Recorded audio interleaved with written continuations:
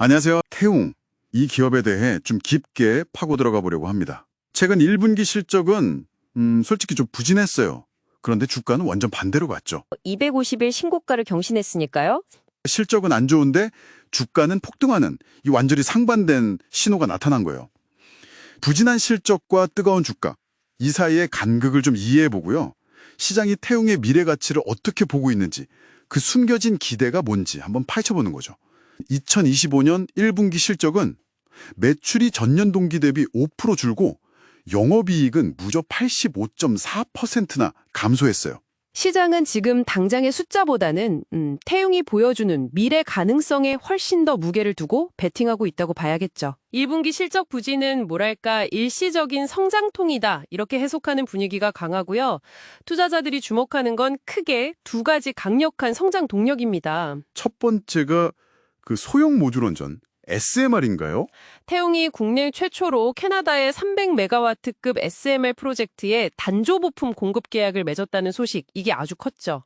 근데 SMR이 아직 좀 먼 미래 기술 아닌가 이런 생각도 드는데. SMR 시장 자체의 성장성이 엄청나거든요. 2037년에는 12억 달러 이상으로 전망될 정도니까요. 태웅이 공급하는 게 이너웹이나 아우터링 같은 핵심 단조품이에요. 이게 원자로 내부의 아주 극한 환경을 견뎌야 하는 부품들이라 고도의 기술력이 필요하죠. 아, 단조 기술력? 네, 금속을 강하게 두드려서 모양 만들고 강도 높이는 그 단조 기술 말입니다. 원전처럼 정말 극한의 신뢰성이 필요한 곳에는 이 단조품이 필수적이거든요. 그래서 이 초기 시장에 그것도 핵심 공급사로 진입했다는 건 태웅의 기술력과 미래 트렌드 적응력을 보여주는 아주 강력한 시그널이라고 할 수 있습니다. 그러니까 미래 에너지 시장의 핵심 공급망에 선제적으로 딱 자리를 잡았다 이런 의미군요. 그럼 두 번째 동력은 해상풍력이겠네요. 이것도 요즘 엄청 뜨거운데. 태웅이 지금 세계 최대 해상폭력 단지에 부품 공급을 논의 중이라는 이야기가 나오고 있고요. 이걸 위해서 설비 증설까지 준비하고 있다고 하죠. 이미 태웅은 풍력 발전기의 핵심 부품인 메인 샤프트나 타워 플랜즈 같은 분야에서 세계 시장 점유율이 한 30% 정도 됩니다. 근데 전 세계적으로 해상폭력 시장이 앞으로 5년간 연평균 15%씩 성장할 걸로 보고 있고요. 특히 터빈이 점점 더 커지는 추세예요. 터빈이 커지면 당연히 그걸 지탱하고 동력을 전달하는 메인 샤프트나 타워 플랜즈 같은 부품들도 더 크고 튼튼해야 하거든요. 이게 바로 대형 단조품에 특화된 태웅에게는 아주 유리한 환경인 거죠. 그래서 설비 증설 계획까지 나온다는 건 회사가 앞으로 대규모 수주에 대한 상당한 자신감을 가지고 있다 이렇게 해석할 수 있습니다. 2025년 하반기 이후 실적 개선 기대감을 높이는 요인이고요. SMR이랑 해상풍력 둘 다 미래 에너지 시장의 핵심이네요.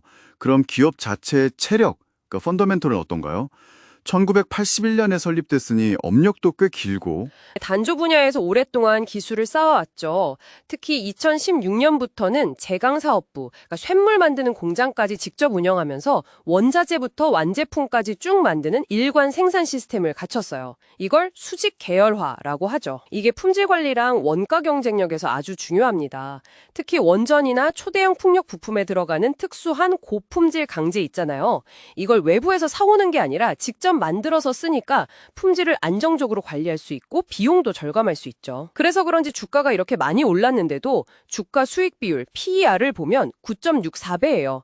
동종업계 평균이 30배가 넘는데 그거에 비하면 현저히 낮죠. 그럼 아직 저평가된 걸 수도 있겠는데요? 자기자본이익률 ROE도 4.42%로 업계 평균 2.71%보다 높고요. 수익성도 괜찮다는 거죠. 그런데 좀 이상한 점도 있어요. 증권사들 목표 주가 차이가 너무 커요.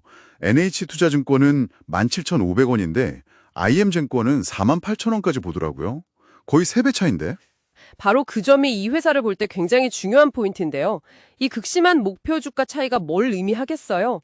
바로 이 턴어라운드 스토리에 대한 기대감은 분명히 존재하지만 그게 언제 그리고 어느 정도 규모로 실현될지에 대한 불확실성이 아직은 매우 크다는 걸 보여주는 거죠. 시장의 믿음이 아직은 좀 뭐랄까 약속어음 같은 상태라고 할까요? 자, 그럼 정리를 좀 해보겠습니다.